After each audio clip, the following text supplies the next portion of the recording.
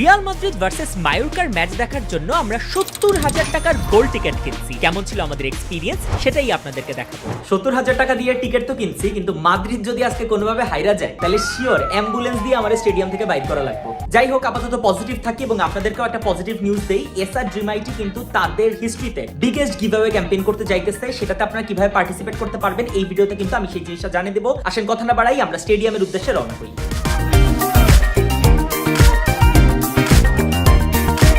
ওকে, parking এ চলে আসছি। এখন গেট নাম্বার 6 খুঁজতেছি। গেট নাম্বার 6 দিয়ে আজকে আমার ঢুকতে হবে। গোল্ড এন্ড সিলভারের এন্ট্রান্সটা একদম এক চিপায় পড়ছে।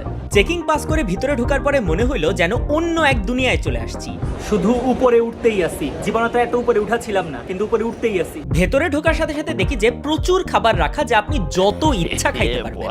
পুরো প্লেসটাই ছিল একদম টপ ক্লাস এবং সার্ভিসও ছিল চমৎকার। The view was amazing. মনে হচ্ছিল আমি একটা বড় টিভি স্ক্রিনের সামনে বসে আছি এবং সিটগুলো ছিল খুবই কমফোর্টেবল। এন্ড ফাইনালি রিয়াল মাদ্রিদের প্লেয়াররা মাঠে এন্টার করে এবং আমি একে একে দেখতে পাই Vazquez, Camavinga, Rodrygo, Valverde, Tchouameni, Rudiger, Mendy, Vinicius Junior, Kylian Mbappe এবং বেলিংহামকে। পুরো জিনিসটা আমার কাছে একটা স্বপ্নের মতো মনে হচ্ছিল। আপনি চিন্তা করেন তো, 2021 সালে যেই ছেলেটা ম্যাচ শেষে সেলফি ক্যামেরা অন করে পাগলা রিয়াকশন দিত, আজকে সে মাঠে বসে নিজের ফেভারিট ক্লাবের ম্যাচ সরাসরি দেখছে।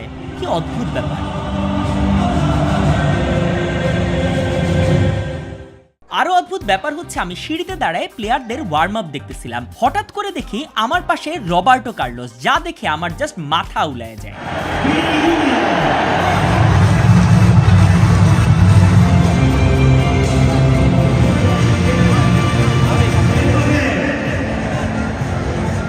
ওকে, ম্যাচ শুরু হওয়ার আগে আপনাদেরকে এসআর ড্রিম আইটির বিগেস্ট গিভঅ্যাওয়ে ক্যাম্পেইন সম্পর্কে জানাই দিই, যেখানে আপনি iPhone 16 Pro Max, MacBook, laptop, gaming PC, smart watch সহ আরো অনেক পুরস্কার জিততে পারবেন। কি করতে হবে? আপনাকে কিছুই করতে হবে না। এসআর ড্রিম আইটির ভেরিফাইড ফেসবুক পেজে ফলো দিবেন, এই কমেন্ট সেকশনে নিজের বন্ধুদেরকে মেনশন করবেন এবং ভিডিওটা শেয়ার দিয়ে দিবেন। এসআর ড্রিম আইটির যে স্টুডেন্ট আছেন তারা কিন্তু এই গিভঅ্যাওয়েতে প্রায়োরিটি পাবে। অলসো এসআর ড্রিম আইটি প্রত্যেক সপ্তাহে কিন্তু ল্যাপটপ গিভঅ্যাওয়ে করছে। সুতরাং এসআর ড্রিম আইটির সাথেই থাকুন। আমরা আসেন ম্যাচে ফেরত যাই।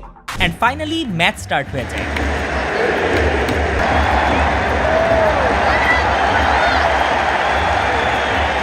ম্যাচের শুরু থেকেই মাদ্রিদ একের পর এক আক্রমণ করতে থাকে।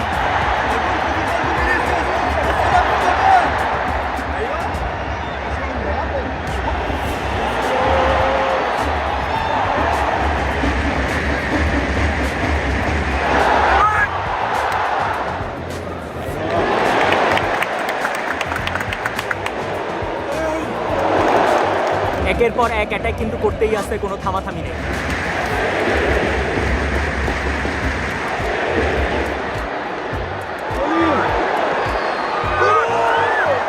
অলমোস্ট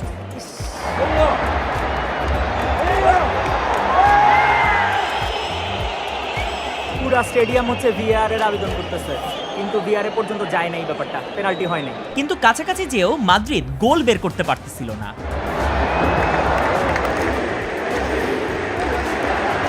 চেষ্টা কিন্তু করে যাইতেছে, কিন্তু গোলটা হচ্ছে ফাইনালি বের করতে পারতেছে না। এইটা হচ্ছে আপাতত সবচেয়ে বড় কষ্ট। এমবাপেকে ডাইকে আঞ্চলিক কি বলতেছে এটা একটু আপনারা কমেন্টে গেস করেন।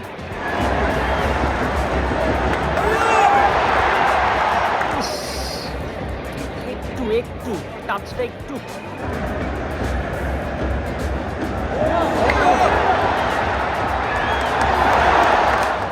আমরা প্রত্যেকটা চান্স মিস হয়ে যেতেছে, একটা কনভার্ট।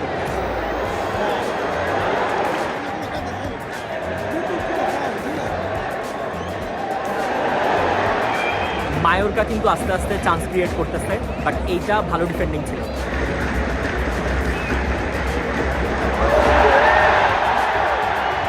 এবং দেখতে দেখতে ফার্স্ট হাফ শেষ হয়ে যায়। ফার্স্ট হাফ শেষ, 0-0।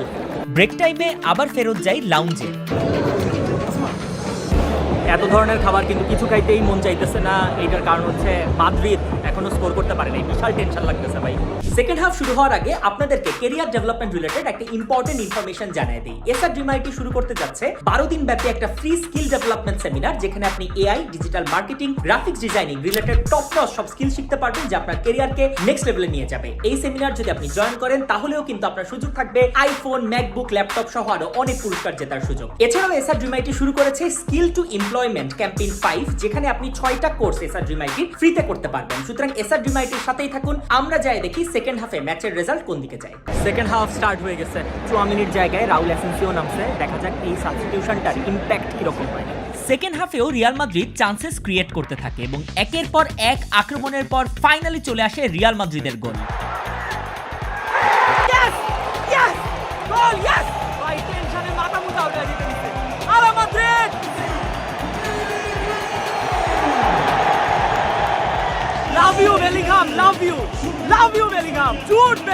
আমার মনে হইতেছে আমি আত্মা ফিরা পাইছি, আমি আরেকটু এলে পাগল হয়ে যেতাম। জাস্ট মায়োরকা মনে হইতেছে অ্যাওয়ে গ্রাউন্ডে খেলতেছে। প্রত্যেকবার তারা বল পাইলে অথবা অ্যাটাক করলে মানুষজনের দ্বারা তারা যেমন বুট হইতেছে, মনে হইতেছে যে রিয়াল মাদ্রিদের হোম গ্রাউন্ড এটা, তারা অ্যাওয়ে গ্রাউন্ডে খেলতে আসছে।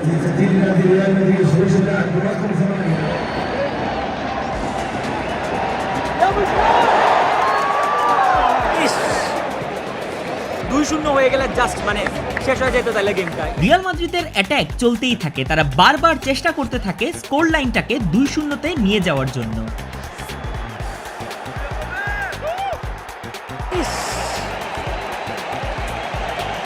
খারাপ হয় না, জাস্ট 2-0 হোক। রাহিম প্রস্তুতি নিচ্ছেন আমার জন্য। 6 মিনিট এক্সট্রা টাইম দেওয়া হয় এবং ম্যাচের স্কোর লাইন তখনও 1-0, কিন্তু তারপরই কাহিনী ঘটে।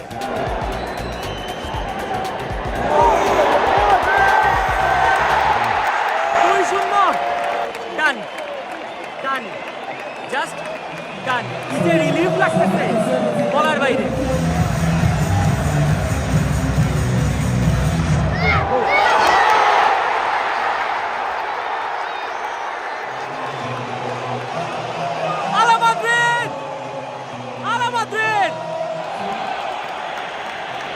ডান, পাগলা খেপা মাথা নষ্ট, জিতে গেছে মাদ্রিদ।